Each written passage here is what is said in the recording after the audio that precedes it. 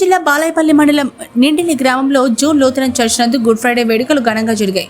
Good Friday రోజున pastor reverend G Ravikumar గొప్ప శుక్రవారం అని యేసుక్రీస్తు సిలువలో పలికిన 7 మాటలను బోధించి వాటి అర్థాలను చెప్పి గొప్ప శుక్రవారం రోజు సిలువ చేసి మరణం నొందిన యేసుక్రీస్తు గొప్పతనం వివరించారు. ఈ కార్యక్రమం గొట్టికాడ ప్యారిస్ నిండలి గ్రామం లూథరన్ చర్చ్ నందు జరిగింది. ఈ కార్యక్రమంలో దైవజనులు పాస్టర్ రెవరెండ్ జి రవికుమార్, నిండలి సంఘం కాపరి చైర్మన్ మ్యార్టిన్, ప్రెసిడెంట్ ప్రభాకర్, సెక్రటరీ మరియు డెలిగేట్ డేవిడ్ రాజు, డెలిగేట్ శాంసోను, ఎవెంజలిస్ట్ రత్నయ్య పాల్గొన్నారు. ఈ వీడియోను వీక్షిస్తున్నటువంటి ప్రజలారా, మీకందరికీ ఒక ఆశ్చర్యకరమైనటువంటి విషయాన్ని నేను మీ ముందు పెట్టాలని ఇష్టపడుతున్నాను.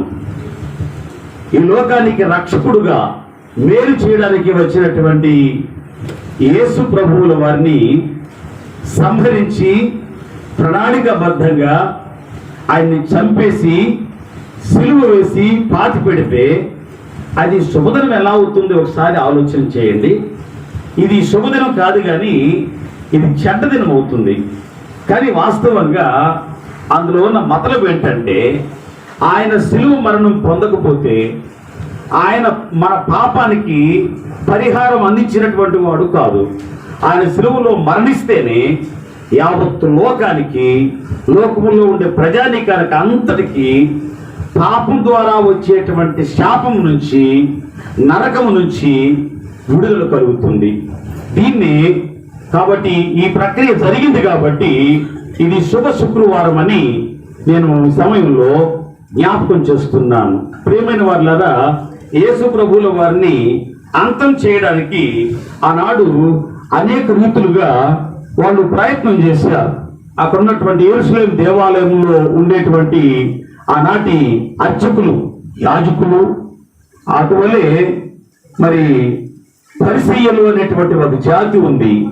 వారు ఇంకా శాస్త్రులు, వీళ్ళందరూ కలిసి రకరకాలుగా ఆయనలో ఎక్కడ తప్పు దొరకకుండా ఉన్న పరిస్థితుల్లో ఆయన మీద నేరం మోపి ఆయన్ని ఏ కోణముల నుంచి విచారించినా ఆయనలో దోషం లేదు కనుక ఆయన్ని చంపడానికి ఆస్కారం లేదు.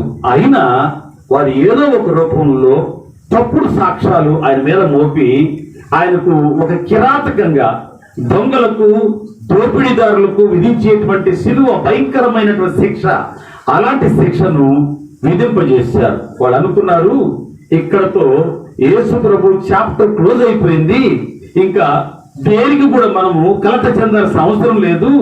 మన మతం, మన యోధా మతం ప్రపంచాన్ని శాసించగలిగినటువంటి మతం, ప్రపంచంలో ఒక ప్రత్యేకమైన మతం.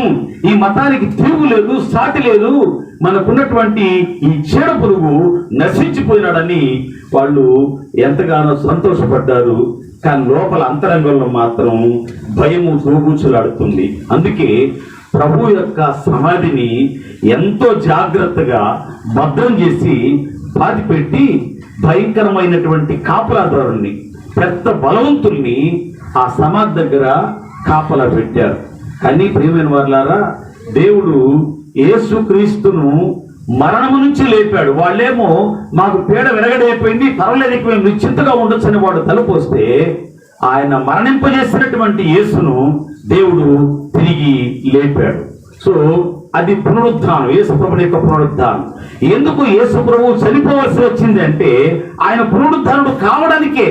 ప్రభునందు ప్రియమైన వారులారా, ఏదైనా సర్వ పాప పరిహారార్థం రక్త ప్రోక్షణం ఆవశ్యకం, తద్రక్తం పరమాత్మానం పుణ్యదాన బలియాగం.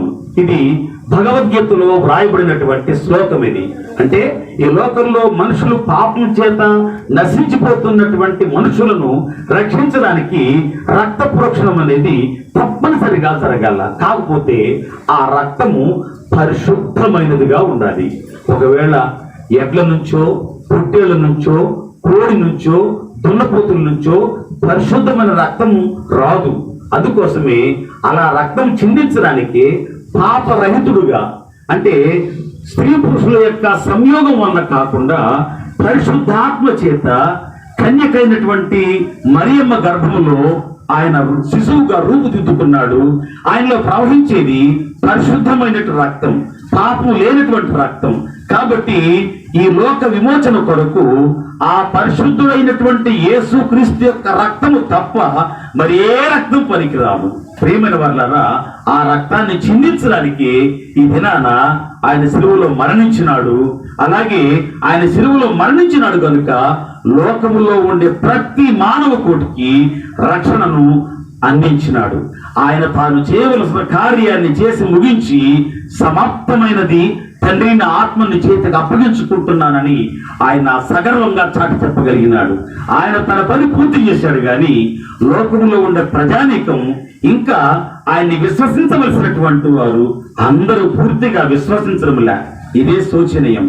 సో ప్రతి ఒక్కరూ యేసు ప్రభు యొక్క శిలువ మరణాన్ని జ్ఞాపకం చేసుకొని, నా కోసం ఆయన మరణించాడు శిలువలో అని జ్ఞాపకానికి తెచ్చుకొని ఆయన